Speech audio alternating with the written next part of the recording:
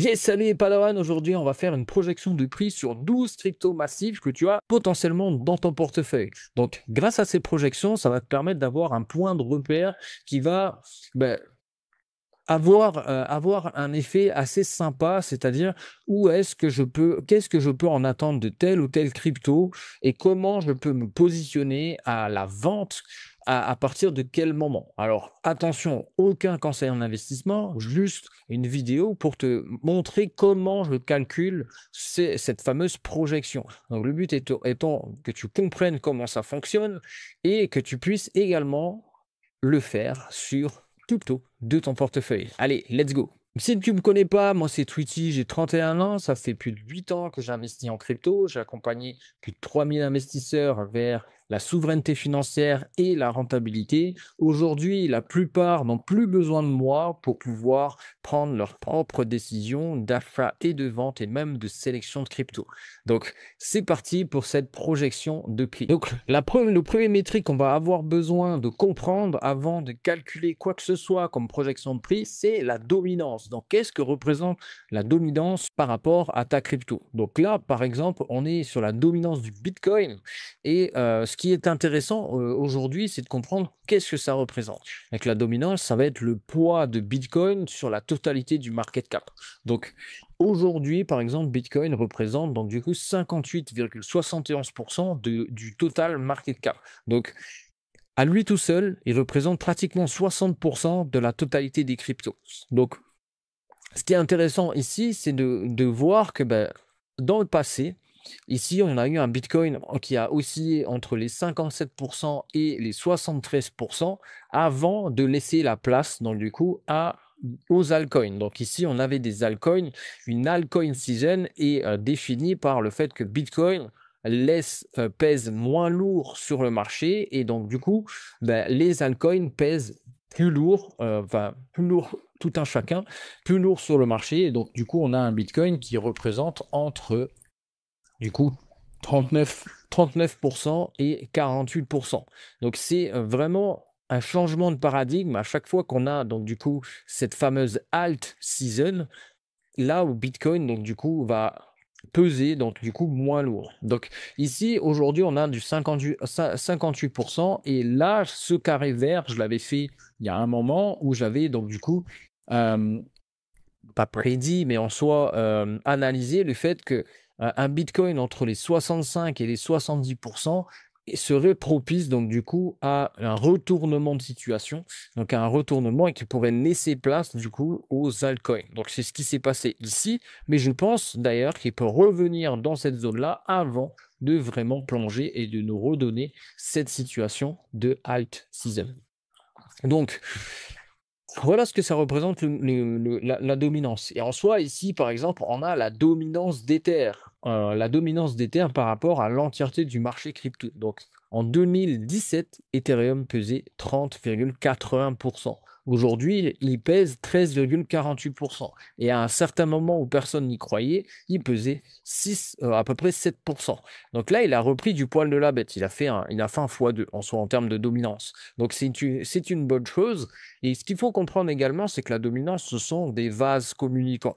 Donc, c'est pas parce que la dominance de Bitcoin augmente que son prix augmente. C'est pas non plus parce que la dominance de Bitcoin baisse que son prix baisse.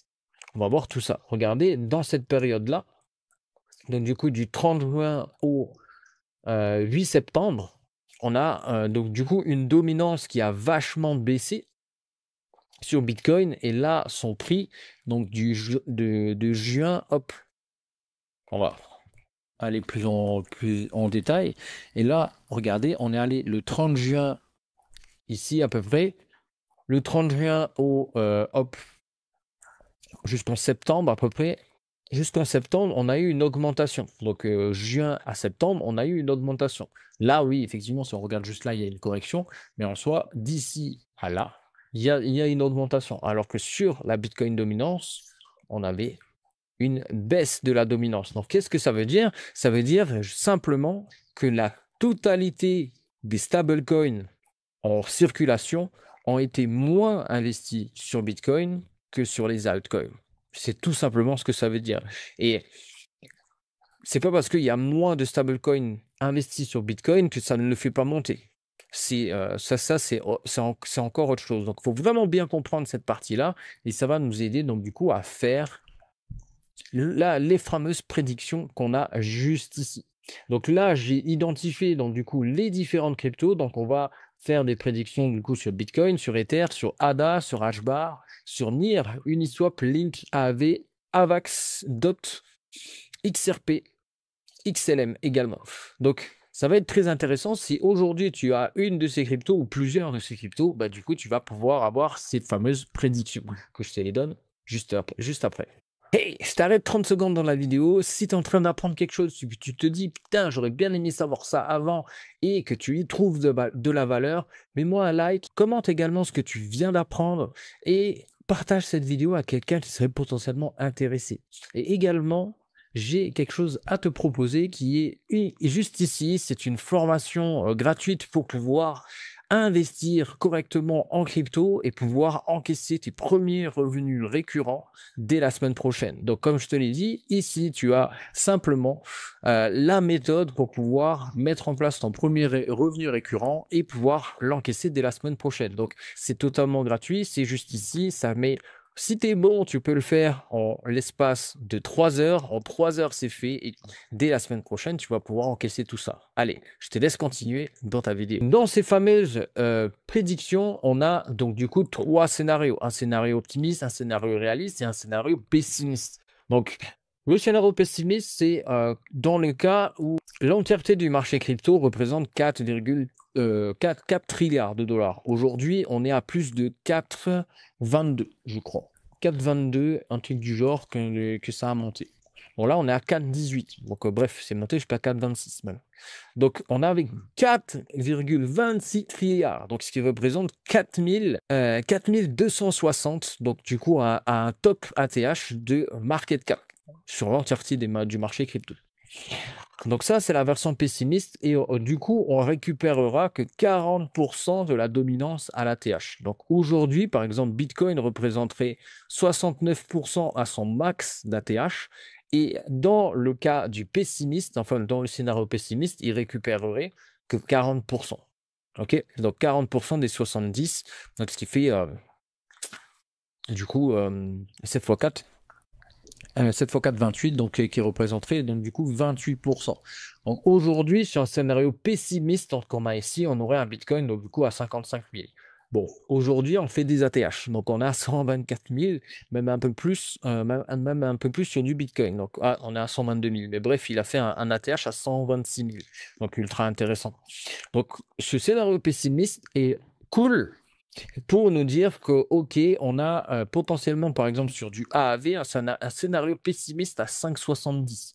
Donc, comment on a calculé tout ça? Ça, c'est la vraie question qu'on se pose. Donc, du coup, la vraie question, c'est que grâce à l'intelligence artificielle, j'ai réussi, donc avant, je le faisais à la main, mais je n'ai plus besoin de le faire à la main. Et avec l'IA, en fait, j'ai réussi à récupérer en fait les bonnes informations pour les agréger et faire les bons calculs. Donc il y a 4 choses qui sont prises en compte. La dominance, bien sûr, le total market cap, la dominance de chaque crypto, le nombre de jetons qui étaient en circulation en 2021 vs le nombre de jetons qui sont en circulation aujourd'hui. Et donc du coup, grâce à tout ça, on peut avoir un calcul qui est assez précis en soi. Donc je rappelle, la dominance de chaque crypto, donc la dominance ATH en 2021, donc je te donne l'exemple juste ici. Si je reprends la dominance qui est là, la dominance là, donc l'ATH de 2021, je vais prendre l'ATH celui-là parce qu'il y avait beaucoup moins de crypto. Et donc l'ATH de 2021, on était à 73%. En soi, j'ai pris juste un petit peu plus bas à 69. J'ai pris juste un petit peu plus bas à 69 pour caler avec un peu plus de précision que cet ATH-là. Pourquoi? Parce qu'on a beaucoup plus de crypto et un Bitcoin à 73%. Voilà, c'était juste pour avoir quelque chose d'un peu plus précis et d'un peu moins surréaliste, je dirais. Ok? Donc ici, j'ai pris un dominance d'ATH à 69%. Ici, on a pris donc 18%. Donc pareil pour là, hop, 18%, ce qui nous ramène donc du coup, hop, à peu près ici. Donc en 2021, on était à 22%, donc j'ai pris un tout petit peu plus bas, à 18% dans ces environs-là. Donc on avait vraiment quelque chose, un Ethereum, si on trace un carré ici, un Ethereum qui a vraiment évolué assez longtemps dans cette zone-là avant de chuter puis remonter. Ok, donc vraiment intéressant de pouvoir prendre une moyenne en fait dans dans ce carré-là.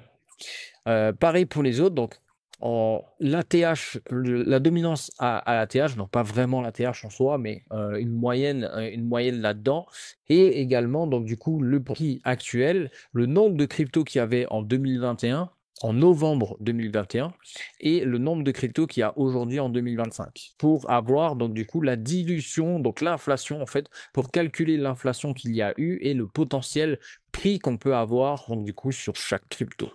Donc là, on a un prix réaliste, donc du coup, à Bitcoin à 121 000. Il a déjà été cassé depuis un moment, depuis cet été. Donc, ce scénario-là et le prix réaliste c'est déjà en ce moment. Et donc, la conclusion qu'on peut en faire là-dessus, c'est que c'est ultra intéressant de pouvoir se caler en fait sur de caler déjà ces prix sur un prix réaliste en soi.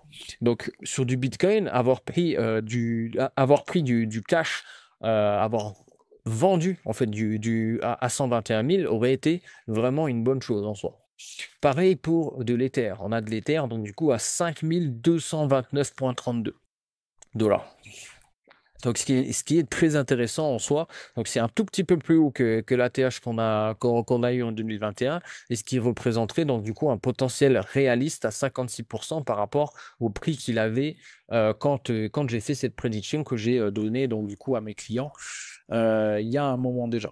Sur AAV, donc si tu as du AAV aujourd'hui, un prix réaliste, vraiment ça paraît vraiment incroyable, hein, vraiment, à 1246. Mais en soi, j'ai fait pas mal de calculs sur d'autres, sur d'autres, je dirais, moyens supports en fait de calcul, et on trouve entre 1000 et 1300 dollars. Quand j'en sais rien en soi. Le but ici n'est pas de timer le marché, parce que c'est une hérésie de faire ça. Ça ne sert à rien de timer le marché, mais de tout simplement timer le potentiel. Quel potentiel on peut en avoir? Et aujourd'hui, acheter du AAV dans les environs des entre 300 et 400 dollars, ça permet de faire entre un x4 entre un x4 et un x3. Donc c'est juste incroyable, hein, vraiment, de pouvoir avoir ce type de projection de prix grâce à des calculs qui sont assez précis. Un AVAX à 93 dollars, un Link à 61 dollars, un DOT à 53 dollars et Uniswap à 47 dollars. Donc vraiment, ça, ce sont les prix réalistes qu'on pourrait avoir. Et également, j'ai pris également le potentiel qu'on peut avoir de redistribution de la valeur de Bitcoin et Ether vers les altcoins. Donc on a vraiment des choses qui sont plutôt intéressantes à ce niveau-là. On a un Atom également à 39 dollars, un NIR à 20 dollars, XLM à 7,72, incroyable, hein, pour à 1722% en termes de réaliste. Encore une fois, c'est à prendre avec des pincettes, et à prendre également par rapport au potentiel par rapport au potentiel de temps qui va mettre jusque là. Donc c'est pas potentiellement pas ce bull market qui peut y arriver, mais sur du long terme. Je le vois tout simplement sur du long terme.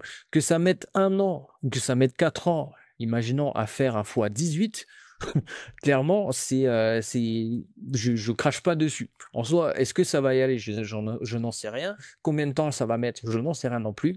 Mais imaginons que ce soit possible et que c'est plus qu'une question de temps, que ce soit en 1 an ou en 4 ans, clairement, un fois 18, je le prends. Je suis capable d'attendre 3 ans. Je suis capable d'attendre 3 ans de plus pour un fois 18.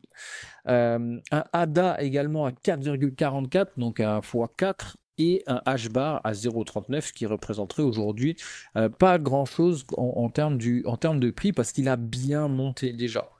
Maintenant, en prix optimiste sur du Bitcoin, on a 209 045. Donc, ce qui est potentiellement avec les prédictions que les grosses boîtes comme Bloomberg ou plein d'autres analystes financiers ont fait. Est-ce qu'il va y aller sur ce bull market? Je n'en sais rien. Et en soi, je m'en fous parce que je ne cale pas ma stratégie de vente sur des prix optimistes. Je cale ma stratégie de vente sur des prix réalistes.